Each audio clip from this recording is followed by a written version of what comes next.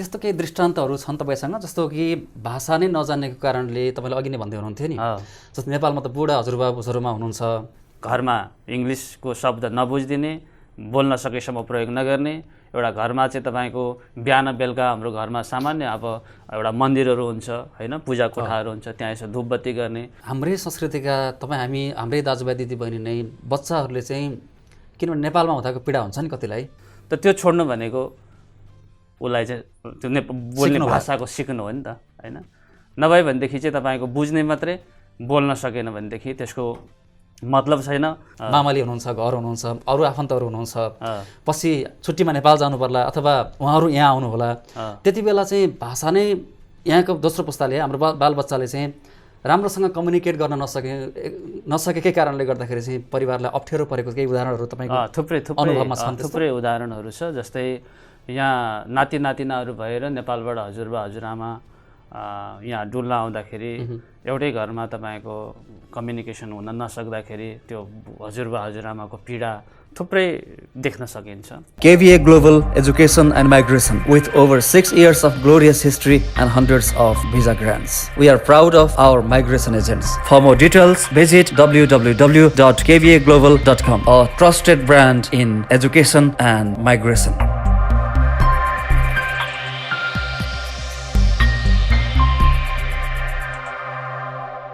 नमस्कार, कार्यक्रम क्रस चेकमा यहाँहरूलाई हार्दिक स्वागत छ। म गणेश भट्ट। दर्शकवृन्द, यस कार्यक्रममा हामी नेपाल र नेपाली समुदायसँग जोडिएका विभिन्न विषयमा कुराकानी गर्ने गर्छौँ र यहाँहरू समक्ष उपस्थित हुने गर्छौँ। यही क्रममा आज हामी प्रवासमा नेपाली भाषा र संस्कृतिको संरक्षण र सम्वर्धनको विषयमा केन्द्रित भएर कुराकानी गर्दैछौँ। विशेष गरी आफ्नो भाषा, आफ्नो संस्कृति जहाँ भए पनि आफूलाई प्यारो हुन्छ र हामीलाई चिनाउने हाम्रो पहिचानको एउटा अर्को माध्यम पनि हो भाषा, संस्कृति।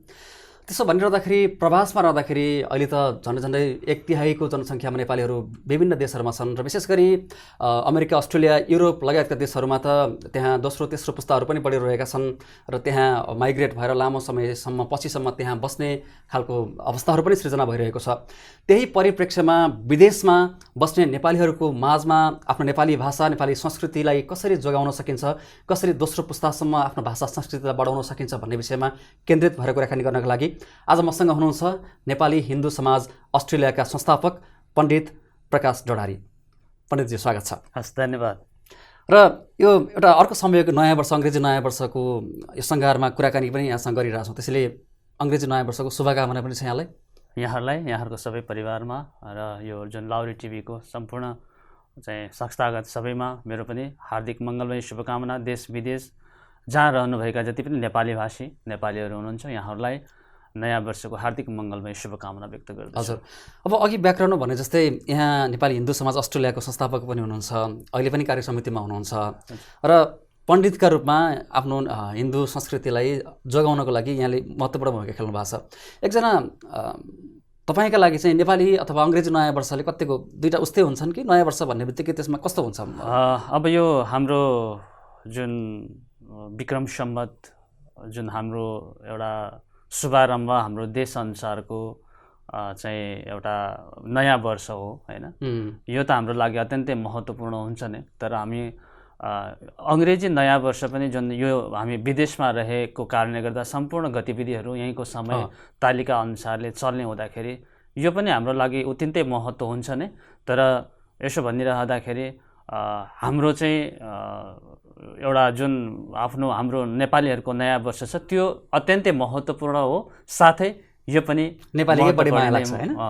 अब त्यसो भनिरहँदाखेरि अङ्ग्रेजी नेपाली जे भए पनि नयाँ वर्ष, अब अङ्ग्रेजीको हिसाबले 2020लाई नै फर्केर हेर्नु पऱ्यो। विगतको वर्षको कुरा गर्दाखेरि 2020लाई फर्केर हेर्ने हो भने चाहिँ संसारकै लागि, हामी नेपालीकै लागि पनि त्यति सुखद रहेन। विशेष गरी कोभिड-19 को प्रसङ्ग र अस्ट्रेलियाकै कुरा गर्ने हो भने त आगलागी लगायतका अरू समस्याहरू पनि यहाँ पनि थिए।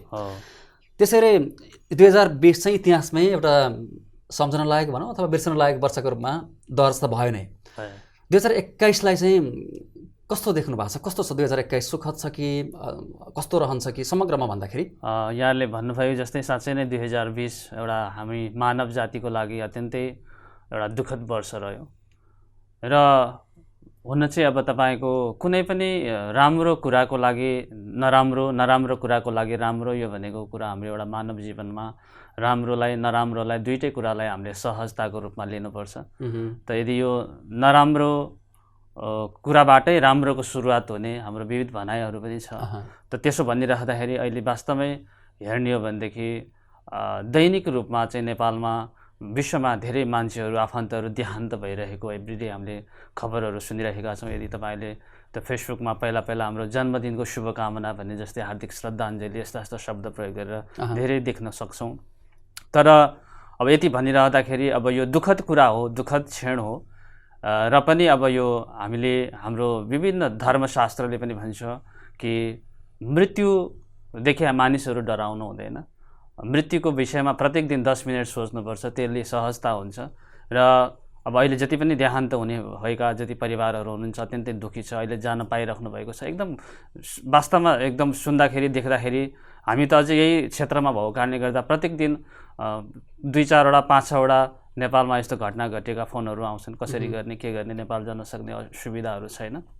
यो छ र म यहाँहरू सबै जति पनि यस्तो दुःखदमा पर्नुभएका सदस्यहरू हुन्छ उहाँहरूलाई चाहिँ यो एउटा सामान्य रूपमा लिदिनु होला। किनकि हामी आफै कतिपल्ट हामी यो मृत्यु र जन्म भनेको बेलुका सुतेर बिहान उठेको जस्तै हो वास्तवमा, हैन? त्यसरी यदि सोच्न सक्यो भनेदेखि आफूलाई अलिकति सहानुभूति हुन्छ, आफूलाई आनन्द आउँछ। त्यो कारणले गर्दाखेरि जति पनि अहिले दुःखद क्षणमा हुनुहुन्छ उहाँहरू सबैप्रति हार्दिक चाहिँ उहाँहरूको परिवारमा एउटा समवेदना व्यक्त पनि गर्दछु म यसै कार्यक्रम मार्फत। हजुर, अब तपाईँले त्यसो भनिरहँदाखेरि पनि जस्तै मृत्युको विषयमा हुन त आफैमा दुःखद पक्ष हो, तर तपाईँले अघि भने जस्तै कम्तीमा पनि 24 घण्टामा 10 मिनट मृत्युको बारेमा सोच्ने हो भने सत्कर्ममा चाहिँ मान्छेलाई प्रेरणा मिल्छ होला। मिल्छ, हजुर।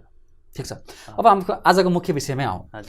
अब नेपाली भाषा संस्कृति संरक्षण र सम्वर्धनमा अझ विशेष गरेर हिन्दू संस्कृतिको संरक्षण र सम्वर्धनमा यहाँ लगायतका विभिन्न व्यक्तित्वहरू हुनुहुन्छ। नेपाली हिन्दू समाज अस्ट्रेलिया मार्फत पनि र व्यक्तिगत रूपमा पनि यहाँहरूले विदेशमा एउटा भूमिका खेलिरहनु भएको छ। त्यो बिचमा धेरै नेपालीसँग तपाईँको उठबस हुन्छ, जाने आउने हुन्छ, तपाईँले उहाँहरूसँग काम गर्नुहुन्छ। त्यो सिलसिलामा चाहिँ यहाँ कस्तो पाउनु भएको छ नेपाली भाषा संस्कृतिको संरक्षण सम्वर्धनमा यहाँको हामीहरू कतिको सक्रिय छौँ, हाम्रो पुस्ताले अहिले कस्तो भूमिका खेलिरहेको पाउनु भएको छ? यो अत्यन्तै राम्रो प्रश्न पनि हो। हामी जुन विदेशमा रहने नेपालीहरूको यो दैनिकी रूपमा जुन किसिमको अहिलेको परिवेशमा आफ्नो धर्म संस्कृतिको लागि त अत्यन्तै राम्रो एउटा परिवेश छ। अहिले तपाईँको विविध किसिमका धार्मिक अनुष्ठानहरू, घरमा धार्मिक कार्यक्रमहरू धेरै नै हुने गर्छ र त्यो एउटा पार्ट भयो भनेदेखि अब तपाईँले भाषाको कुरालाई अलिकति जोडिराख्नु भएको छ। यहाँनिर भाषाको विषयमा अलिकति नभएको भनेर भन्न म मिल्दैन, तर जति हुनुपर्ने हो त्यति चाहिँ भएको छैन। यो अत्यन्तै एकदमै प्रयास गर्नुपर्ने स्थिति विशेष गरेर हाम्रो नेपाली समुदायमा छ अहिले। यदि अरू समुदाय हेर्छौँ भनेदेखि एकदम लेटेस्ट तपाईँको यो भाषा सम्बन्धी विविध किसिमका कार्यक्रमहरू गर्नुपर्ने, भाषा सम्बन्धी चाहिँ अरू समुदायभन्दा अलिकति नेपाली समुदाय चाहिँ अलिकति पछि नै परेको छ। यहाँ पनि समुदायमा विभिन्न किसिमले जस्तै नेपाली पाठशाला पनि सिडनीमा नेपाली पाठशाला पनि सक्रिय रूपमा अगाडि बढिरहेको देखिन्छ। कतिपय ठाउँमा चाहिँ यहाँको पाठ्यक्रममै नेपाली भाषा राख्ने सम्मको कुराहरू पनि आइरहेको चाहिँ छन्। तर ठ्याक्कै तपाईँले देख्दाखेरि चाहिँ अझै के भइदियो भने राम्रो हुन्थ्यो? विशेष गरेर के भएको छ भन्दाखेरि हामीले अहिलेको जुन हाम्रो समयको व्यक्तित्वहरूले आफ्नो बच्चालाई नेपाली सिकाउनुपर्छ, आफ्नो भाषा सिकाउनुपर्छ भन्ने किसिमले एक किसिमले महसुस चाहिँ गर्यो। तर त्यो तौल तरिका नमिल्दाखेरि चाहिँ सिकाउन चाहिँ सकिरहेको छैन। अब सिकाउँदाखेरि कसरी सिकाउने त भन्ने किसिमको विषयवस्तुहरू छ। म अलिकति थोरै म यो एक किसिमको टिप्स जस्तो पनि हैन दिन चाहन्छु। विशेष अहिले के हुन्छ भन्दाखेरि हाम्रो अहिलेको समयमा त्यो टेलिभिजनबाट भयो, मोबाइल आइप्याडबाट बच्चाहरूलाई बढी त्यसमै हेर्ने भएको कारणले गर्दाखेरि हामीले इङ्ग्लिस सिकाइराख्नु पर्दैन, आफै अटोमेटिक सिक्छ हैन। जब चाइल्ड केयर जाने हुन्छ अझै बढी सिक्छ।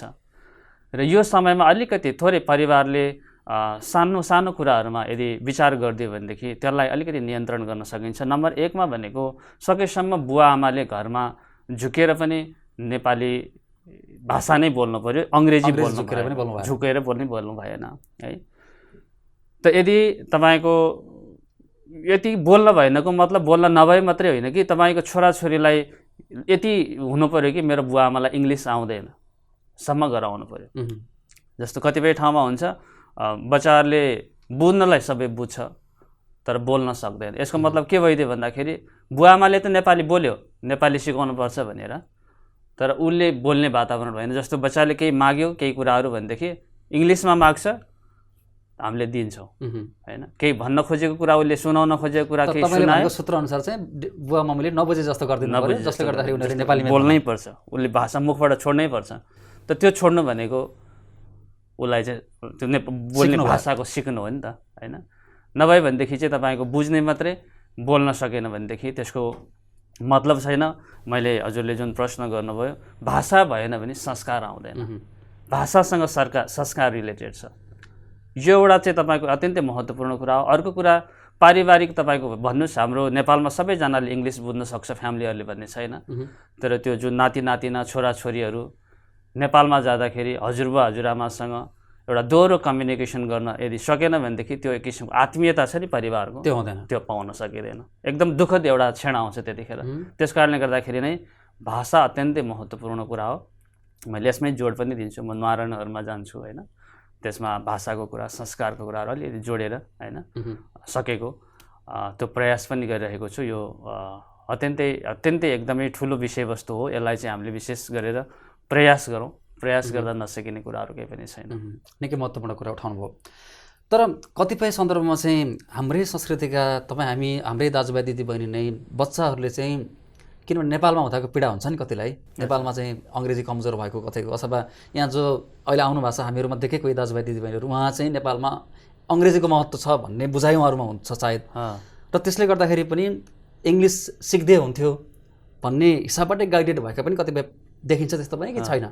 यहाँले भन्नुभएको यदाकदापि त्यस्तो हुन पनि सक्ला, तर सम्भवतः त्यस्तो नहुनुपर्छ यदि छ भने पनि हैन। भाषा भनेको तपाईँको हाम्रो 1 वर्षको भिजिटर आमा आउनुभएको बुवा आमाले पनि फर्किँदाखेरि लगभग 10-12 दर्जन शब्दकोशहरू चाहिँ इङ्ग्लिसका लिएर जानुहुन्छ हैन। त्यो एकदमै सामान्य कुरा नै हो। तर त्यसो भन्दाखेरि पनि बच्चाहरूले अङ्ग्रेजी बोलिदिँदाखेरि बढी खुसी हुने अभिभावकहरू त छन् नि त फेरि यहाँ नेपाली भन्दा, होइन र? त्यो पनि यदाकदा देखिन सकिन्छ, तर त्यो चाहिँ ठिक होइन, त्यो एकदमै गलत हो। यो कुराले यहाँहरूलाई कुनै न समय कुनैमा गएर एउटा पीडा चाहिँ हुन्छ नै, यो भइराखेको पनि छ हैन। त्यस्तो केही दृष्टान्तहरू छन् तपाईँसँग, जस्तो कि भाषा नै नजान्नेको कारणले, तपाईँले अघि नै भन्दै हुनुहुन्थ्यो नि, जस्तो नेपालमा त बुढा हजुरबा हुनुहुन्छ, मामाली हुनुहुन्छ, घर हुनुहुन्छ, अरू आफन्तहरू हुनुहुन्छ, पछि छुट्टीमा नेपाल जानु पर्ला अथवा उहाँहरू यहाँ आउनु होला, त्यति बेला चाहिँ भाषा नै यहाँको दोस्रो पुस्ताले, हाम्रो बालबच्चाले चाहिँ राम्रोसँग कम्युनिकेट गर्न नसकेकै कारणले गर्दाखेरि चाहिँ परिवारलाई अप्ठ्यारो परेको केही उदाहरणहरू तपाईँको अनुभवमा छन्? थुप्रै उदाहरणहरू छ। जस्तै यहाँ नाति नातिनाहरू भएर नेपालबाट हजुरबा हजुरआमा यहाँ डुल्न आउँदाखेरि एउटै घरमा तपाईँको कम्युनिकेसन हुन नसक्दाखेरि त्यो हजुरबा हजुरआमाको पीडा थुप्रै देख्न सकिन्छ। अनि म राम्रो उदाहरणहरू पनि यहाँ छ मसँग। जस्तै म एकजना नेपालीको घरमा गएको थिएँ कुनै अनुष्ठानको लागि, कार्यक्रमको लागि। उहाँको श्रीमती विदेशी हुनुहुँदो रहेछ। उहाँको लगभग 12-13 वर्षको एउटा, 10-11 वर्षको 2टा बच्चा पनि थियो। अनि उहाँहरूको सबै कुराहरू गर्ने क्रममा कहिलेकाहीँ कहाँ घर के कसो यसो प्रचलन हुन्छ हाम्रो नेपालीहरूको। र उहाँलाई मैले तपाईँको माइती कहाँ भनेर सोद्धाखेरि उहाँले भियतनाम भन्नुभयो। मलाई बल्ल थाहा भयो कि उहाँ चाहिँ विदेशी रहेछ भनेको। यहाँ आएर नेपालीसँग बिहे गरे पछाडि सिकेर बच्चाहरूले पनि चाहिँ तपाईँको बुवासँग चाहिँ तपाईँको नेपालीमा कुरा गर्ने, आमासँग भियतनामी कुरा गर्ने, दिदीबहिनी कुराहरू गर्दाखेरि अरू देशको अरू मुलको व्यक्ति हो भन्ने त त्यो भ्याउनै तपाईँले पाउनु भएन। मैले माइती सोधेँ, मेरो भियतनाम हो माइती भनेर चाहिँ प्रष्ट भने पछाडि मलाई चाहिँ त्यो भनेपछि त्यस्ता विदेशीहरू पनि छन् जो नेपालीको सम्पर्कमा आएर अथवा बिहेबारी गरेर त्यसपछि नेपाली भाषा सिकेका थुप्रै उदाहरणहरू छ। अहिले विशेष गरेर विदेशमा नेपाली विदेशी हैन, अब जस्तो त्यस्तो मिक्स विवाहहरू धेरै नै भएको छ अस्ट्रेलियामा या विदेशमा। त्यसमध्ये कयौँ उदाहरणहरू चाहिँ तपाईँको नेपाली भाषा सिकाएको, घरमा चाहिँ तपाईँको बच्चाहरूलाई पनि तपाईँको भाषा सिकाएको, संस्कार सिकाएको, त्यस्तो उदाहरणहरू पनि, राम्रो उदाहरणहरू पनि धेरै छन्, नभएको होइन। यसको मतलब चाहिँ के छ भन्दाखेरि त्यस्तो विदेशी विवाह गरेर आफ्नो बच्चाहरूले त्यस्तो भाषा बोल्छ भनेदेखि दुईटै नेपालीहरू हुँदाखेरि भाषा किन सिक्न सकिँदैन। र अर्को इम्पोर्टेन्ट कुरा भनेको भाषा त 100वटा सिकेको राम्रो हो नि हैन। तर मुख्य आफ्नो भाषा नै अत्यन्तै महत्त्वपूर्ण हुन्छ। भाषा सिक्नु भनेको संस्कार सिकाउनु हो र यो कुराहरू अहिले त हामीले त्यति महसुस गरेनौँ भने पनि एउटा समय हुन्छ नि, एउटा एज, एउटा कुनै न कुनै त्यो एजमा गइसके पछाडि चाहिँ हामीले आफ्नो भाषाको महत्त्व, संस्कारको महत्त्व, धर्मको महत्त्व होइन त्यो कुराहरूलाई चाहिँ एउटा नराम्रो किसिमको महसुस हुनसक्छ। त्यो कारणले गर्दाखेरि हामी अहिलेदेखि नै प्रयास गरौँ आफ्नो भाषाको संरक्षण गरौँ भन्ने किसिमको अभियानमा चाहिँ म प्राय लागि। अब यो भाषा संरक्षणको विषयमा तपाईँले अगाडि टिप्स दिँदै हुनुहुन्थ्यो नि, त्यति टिप्सले पुग्छ त? प्रारम्भिक रूपमा पुग्छ होइन? प्रारम्भिक रूपमा त्यो त्यो त्यो चाहिँ मुख्य कुरा भनेको आफूले आफ्नो घरमा बच्चालाई 5 वर्षसम्म, धेरै त्योभन्दा पछाडि जानु पनि पर्दैन, 5 वर्षसम्म चाहिँ आफ्नो चाहिँ तपाईँको भाषा घरमा इङ्ग्लिसको शब्द नबुझिदिने, बोल्न सकेसम्म प्रयोग नगर्ने, एउटा घरमा चाहिँ तपाईँको बिहान बेलुका हाम्रो घरमा सामान्य अब एउटा मन्दिरहरू हुन्छ होइन, पूजा कोठाहरू हुन्छ, त्यहाँ यसो धुपबत्ती गर्ने, कुनै अब सके केही मन्त्रहरू उच्चारण गर्ने, नसक्दा पनि युट्युबबाट मोबाइलबाट एउटा कुनै त्यस्तो भजनहरू होइन। अनि तपाईँको अर्को कुरा संस्कारकै कुरामा तपाईँको प्रत्येक महिनामा या नेपाली कुनै विशेष फेस्टिभलहरूमा चाहिँ आफ्नो चाहिँ मठ मन्दिरहरू होइन, पूजापाठ, अब यस्तो किसिमको एउटा धार्मिक क्षेत्रहरूमा चाहिँ बच्चाहरूलाई समावेश गराउने, मन्दिरमा जान्छ यसो उसकै हातबाट यसो डोनेसन आफूले सकेको चाहिँ सहयोग होइन। त्यसले के गर्छ भन्दाखेरि हो संस्कार नै यही कुराहरू त हो नि। हामीले पनि सुरुमा त्यही देखेको कुराहरूले गर्दाखेरि नै अहिले केही कुराहरू केही आइहाल्यो भने पनि ओहो आफ्नो धर्म सम्झिन्छ, आफ्नो चाहिँ संस्कार सम्झिन्छ, त्यो कुराले हामीलाई रोक्छ कतिपय गलत कुराहरू। यस्तै किसिमको एउटा बानी पार्न सक्यौँ भनेदेखि अहिले त्यो बच्चालाई हामीले संस्कार सिकाउनु भनेको पछि आफैले रेस्पेक्ट पाउने हो नि त, इज्जत पाउने हो, त्यो कुराहरू हो। यसमै जस्तै तपाईँ नेपाली समुदायभन्दा अरू समुदायमा पनि तपाईँ जानुहुन्छ विभिन्न कामको सिलसिलामा। हजुर, हामीले तुलना गरेर हेऱ्यौँ भने जस्तै हामी अफ द रेकर्ड पनि कुरा गर्दै थियौँ कि हामी नेपालमा त नेपालीहरूको यहाँको कम्युनिटीको हिसाबमा त दोस्रो पुस्ता बल्ल हामी भन्दछौँ। जस्तो चाइना, इन्डियाहरूको कुरा गऱ्यौँ भने हामी चौथो पुस्ताको कुरा गर्दैछौँ अहिले होइन, चौथो पुस्ता पनि यहाँ छन् उनीहरू, इन्डियाकै कुरा गर्दाखेरि चौथो पुस्ता भइसक्यो। उनीहरूले नेपालीलेको तुलनामा उनीहरूको भाषा संरक्षणमा अथवा यो भाषा स्थानान्तरणमा अझै महत्त्वपूर्ण भूमिका उनीहरूले खेलेर अझै यसमा उनीहरू हामीभन्दा अगाडि छन् भन्दै हुनुहुन्थ्यो। पक्कै कसरी अगाडि पुगे त उनीहरू? अघि तपाईँले भनेकै कुराले हो। त्यो एउटा कुराहरू भयो र मैले हजुरलाई भने इन्डियन कम्युनिटीको अहिले तेस्रो चौथो पुस्ता नै होला सम्भवतः हाम्रो बुझाइअनुसारले। उहाँहरू बाहिर आफ्नो बच्चाहरू के भनेर चिन्दैन, तर घरमा गइसके पछाडि आफ्नो भाषा छ, आफ्नो संस्कार छ, आफ्नो खाने रोटी छ, लगाउने ड्रेस छ होइन। त्यहाँ कुनै पनि त्यो तपाईँको त्यो किसिमको भानै हुँदैन, एउटा इन्डियामै को परिवारमा बसे जस्तो किसिमको वातावरण अथवा त्यहीँ बसेको जस्तो होइन छ। अब भाषाकै विषयमा कुरा गर्दाखेरि भाषा हुन त सामान्य हिसाबले भन्यो भने एउटा माध्यम हो बुझ्नको लागि, एउटाले भनेको अर्कोले बुझ्यो भने भाषा सामान्यतया। तर त्यतिमा मात्रै भाषा सीमित छैन कि भाषा चाहिँ यससँग संस्कृति जोडिएको छ, यससँग हाम्रो परम्परा जोडिएको छ र यससँग चाहिँ हामी हो भन्ने खालको हाम्रो पहिचान जोडिएको छ होइन त। त्यो भन्दै गर्दाखेरि चाहिँ भाषा हामीले यहाँको दोस्रो पुस्तालाई भाषा सिकाउन सक्यौँ भने हामीसँग त नेपाली पहिचान, नेपाली संस्कृति भनेको फेरि संसारमै मौलिक खालको छ।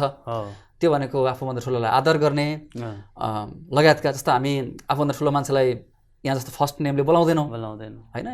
अङ्ग्रेजी सिक्ने बित्तिकै उनीहरूले अङ्ग्रेजीकै संस्कृति एडप्ट गर्ने भइसकेसम्म चाँडै अङ्ग्रेजी संस्कृति नै सिक्ने भए, नेपाली भाषा सिकाउने बित्तिकै नेपाली संस्कृति नै उनीहरूले सिक्ने भयो होइन।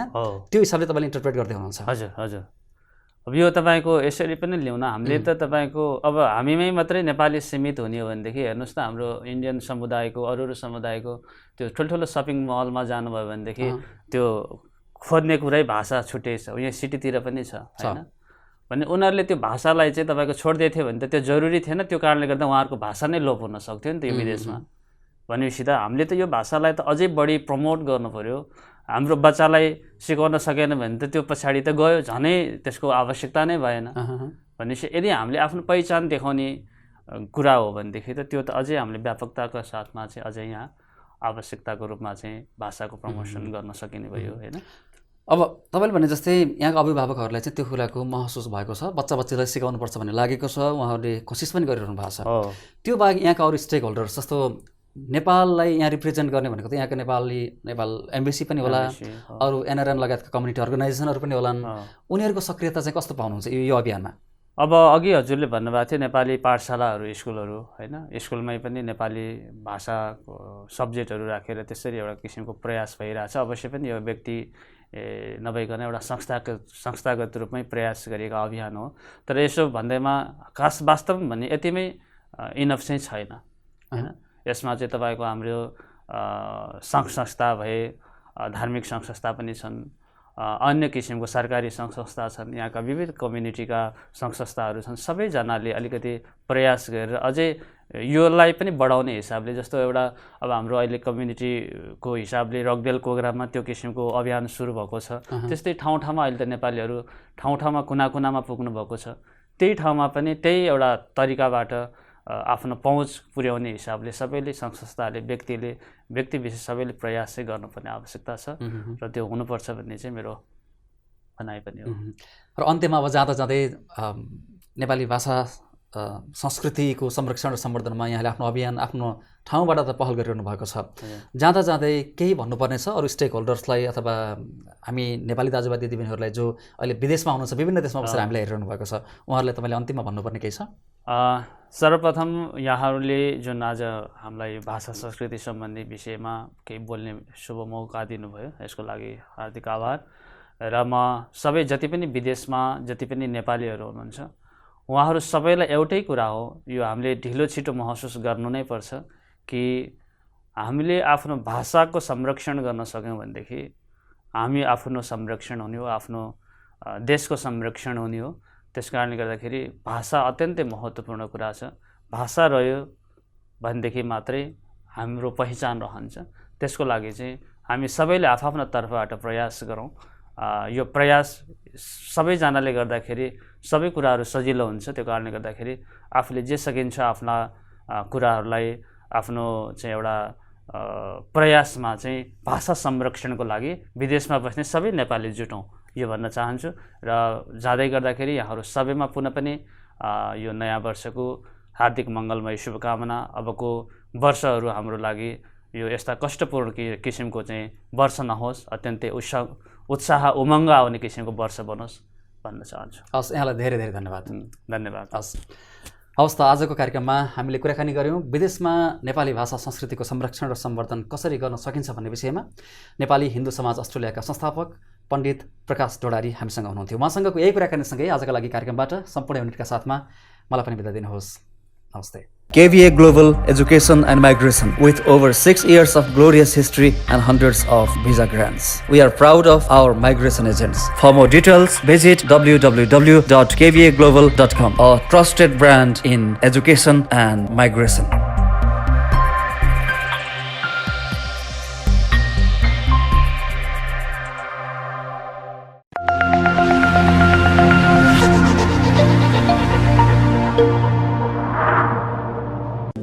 कार्यक्रम cross check with Ganesh Bhatta, only on Lahori Television.